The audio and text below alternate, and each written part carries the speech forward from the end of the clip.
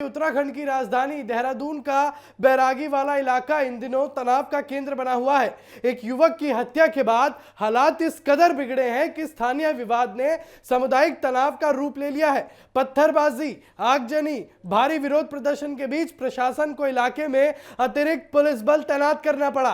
पूरे घटनाक्रम ने एक बार फिर यह सवाल खड़ा कर दिया है कि एक छोटी सी शुरुआत कैसे बड़े सामाजिक तनाव में बदल सकती है। जानकारी के मुताबिक सहसपुर थाना क्षेत्र के बैरागी वाला गांव में दो समुदाय के लोगों के बीच पानी को लेकर शुरू हुआ विवाद धीरे धीरे हिंसक टकराव में बदल गया और जिस युवक की मृत्यु हुई है वो हिंदू पक्ष का बताया जा रहा है। यानी जिस युवक की मृत्यु हुई है उसका धर्म हिंदू बताया जा रहा है और इस झड़प में युवक की तो मौत हुई जबकि कई अन्य लोग हैं जो घायल हो गए। युवक की मौत की खबर फैलते ही इलाके में गुस्सा बढ़ गया और बड़ी संख्या में लोग सड़कों पर उतर आए और प्रदर्शनकारियों ने आरोपियों की गिरफ्तारी की मांग करते हुए विरोध शुरू किया जो बाद में उग्र हो गया और घटना के बाद माहौल और तनावपूर्ण तब हो गया जब स्थानों पर पत्थरबाजी और आगजनी की घटनाएं सामने आई। यानी यूं समझिए कि जिसकी मृत्यु हुई है उसके परिजनों ने आकर घर के सामने तोड़फोड़ शुरू की, फिर आगजनी जो है वो शुरू हो गई, यानी कि आग लगा दी गई।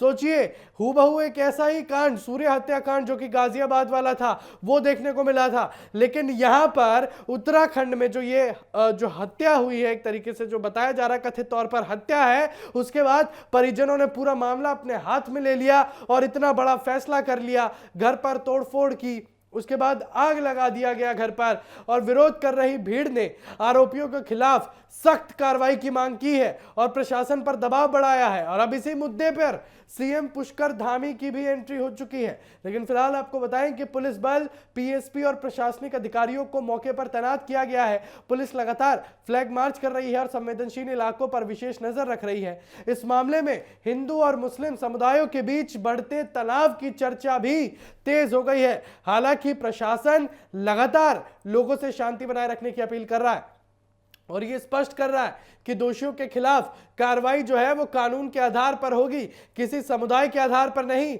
और अधिकारियों का कहना है कि पूरे मामले की निष्पक्ष जांच की जा रही है और अफवाह फैलाने वालों पर भी कड़ी नजर रखी जा रही है। ऐसे संवेदनशील मामलों में किसी भी तरह की अपुष्ट जानकारी सामाजिक सौहार्द को नुकसान पहुंचा सकती है, इसलिए प्रशासन लोगों से संयम बरतने की अपील कर रहा है। इसी बीच उत्तराखंड के मुख्यमंत्री पुष्कर सिंह धामी ने भी घटना को गंभीरता से लिया। मुख्यमंत्री ने साफ कहा कि राज्य में कानून व्यवस्था से खिलवाड़ करने वालों को बख्शा नहीं जाएगा। उन्होंने अधिकारियों को निर्देश दिए हैं कि दोषियों के खिलाफ सख्त कार्रवाई सुनिश्चित की जाए और किसी भी निर्दोष व्यक्ति को परेशान न किया जाए। लेकिन सबसे पहले आपको सुनाते हैं कि उत्तराखंड के मुख्यमंत्री पुष्कर सिंह धामी द्वारा क्या कुछ कहा गया।